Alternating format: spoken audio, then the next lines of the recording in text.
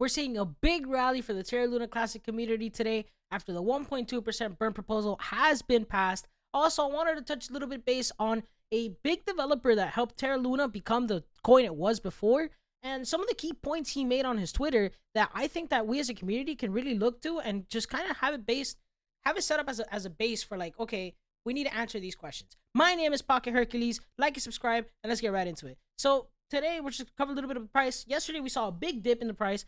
I saw a lot of people complaining, oh man, this is really bad, 10% down, 20% down. Guys, it's a cryptocurrency. This is Terra Luna Classic. It's also a very volatile asset. We've seen it go 400% up in 2 months.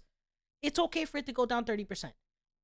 Perfectly fine. As you can see, today it's up 14%. If you guys bought at the dip, we're crashing into 29s. We're looking to break threes.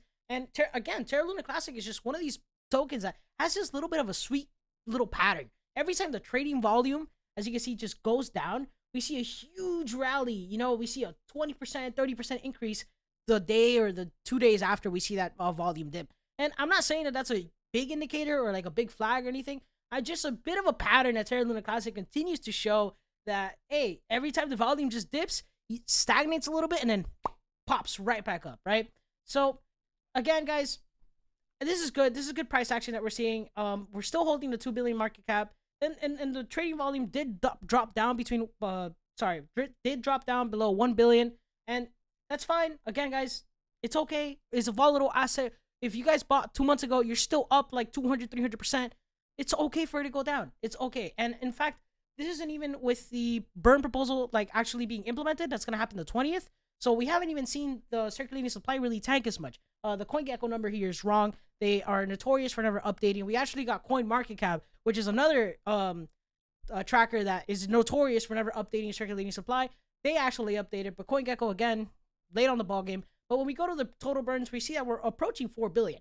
This is big, guys, because this is without the 1.2% burn. This has literally just been the lunatics, MEXE, Lunci DAO, Binance users, KuCoin users, everybody just like kind of saying, okay, we as a community need to rally behind this. We need to burn this supply. We need to bring it down so that we can increase our market cap. And this is what's happening, okay? And again, this is without the 1.2% burn being on chain. That's going to happen in approximately 4 days. So when we see that, we're probably going to see the burn just skyrocket, right?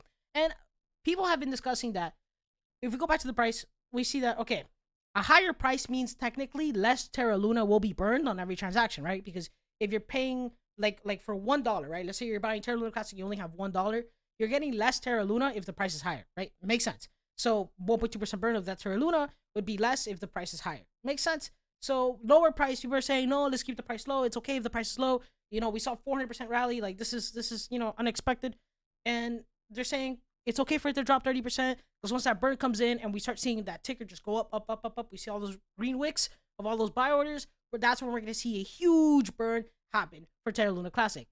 Another point I really wanted to cover, guys, is that Chen, if you guys didn't know, Chen was basically the brains behind Terra Luna Classic before the collapse. He was one of the big developers working for Terra Luna Classic, just hashing out the blockchain, making sure everything was working. He has great ideas, and after the collapse, he did leave. He did start roasting us for a little bit, but guys, we have to acknowledge that 2 months ago, when a lot of the negative, FUD, I guess you could say, for Terra Luna Classic was coming out, we were seen as a dead coin. We were seen as a failed project. We were seen as a wasted opportunity. We were seen as just a complete waste of time to even consider or talk about, right? Now, fast forward 2 months later, after a 400% rally, we've shown the world that Terra Luna Classic is here to stay as a community, and that's allowing all these developers to kind of come back, kind of see, okay, people are serious about this. People really want to see Terra Luna Classic succeed. So what are some points or what are some key takeaways that we need to have moving forward so that we make sure that when we do this, we do it right? Because it's really easy right now for us to justify a second coming, if you will, of Terra Luna Classic. But if we mess up, if we fail in this venture, we can't really justify a third time. A lot of people got burned the first time. If we burn a lot of people the second time, it's just going to be that much harder to really get the capital or the money or really just the moral justification for this project. So here we have Chen. He made this Twitter thread, and I just wanted to point it out to you guys that I agree with him. We really, as a community, need to be honest with ourselves as to what we need to do moving forward. So when he talks about, the biggest challenge that Lunci will face in the following months is clarifying the incentives, that's true. Who are the whales? who are the ones controlling the network. Because if you guys didn't know, if you control 60% of the supply, you can actually even break the chain from moving forward, you know. And now the validators are coming out. If everyone that has a substantial amount of fluency just goes to like 4 different validators and they hold all the voting power on the network, then those 4 essentially control the entire DeFi space in Terra Luna Classic, at least. So you really don't want that. You know, you don't want this to turn into basically a crypto oligarchy, if you will, right? So those are good points that we really need to talk about. See, for one, uncertainty, 60% attack or market manipulation. For somebody who doesn't have fluency, best interest in mind is to take is makes it hard for devs to launch. Right. So again, that's a good point. It's that if a developer, if you're trying to develop a project, you got all this capital going in, and you're developing a product, right? You don't want to do it where 4 people control the entire incentive structure, because that leaves you kind of like open for collapse. You know, if the 4 guys, they don't have your best interest, you're using their technology essentially to flesh out your own.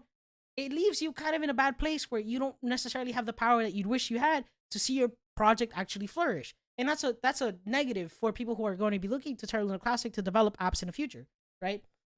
And again, he's saying that not everyone who bought billions of fluency at $1,000 are necessarily bad, which is true. If you see big holders, wallets with billions of Terra Luna Classic, that does not mean that they're bad people. And that's something that he talks about. It's going to be up to us over time to assess how much of a threat they really are, and what are the things that we can do as a community to kind of assess those threats and deal with them, right? Because everybody in Terra Luna Classic right now doesn't necessarily want to see us succeed. There's people that have a lot of Terra Luna. There's even validators that are actively working against us, either for Terra V2 or either because they have some other plan or other agendas where they don't even want DeFi as a space to exist, you know?